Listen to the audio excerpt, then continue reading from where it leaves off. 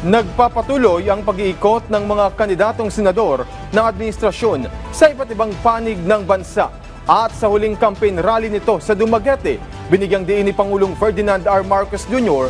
ang magandang kombinasyon ng kanilang senatorial slate. Si Mel Moras ng PTV sa Balitang Pambansa. Pagkakaisa ang solusyon sa mga problema ng bansa.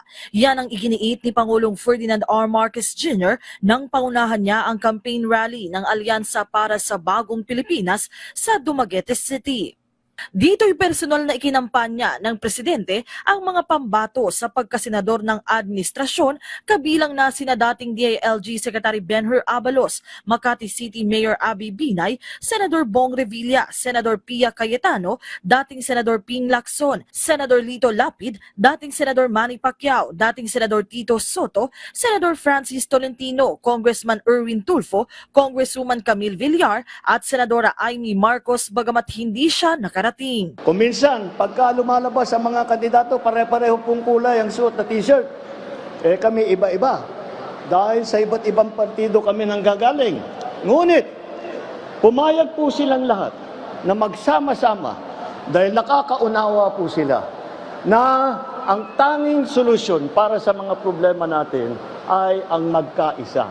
Kapag tayo lahat, pagkat tayo mga Pilipino ay nagkapit-bisig, kapag tayo mga Pilipino ay nagtutulungan at nagmamahal sa isa't isa, makikita po natin maganda ang magiging ang pupuntahan, ang tutunguan ng ating minamahal na Pilipinas. Giit ni Pangulong Marcos maganda ang kombinasyon ng mga kandidato ng alyansa.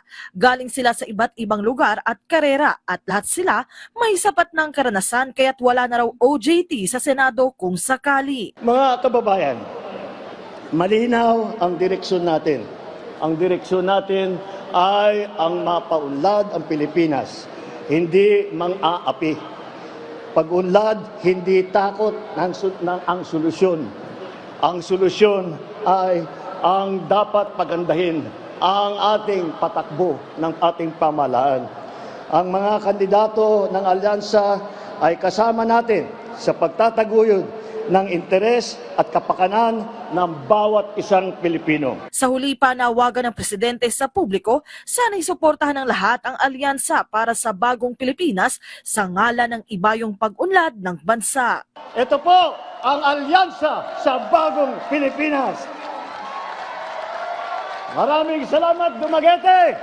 Maraming salamat po, mabuhay ang Pilipinas!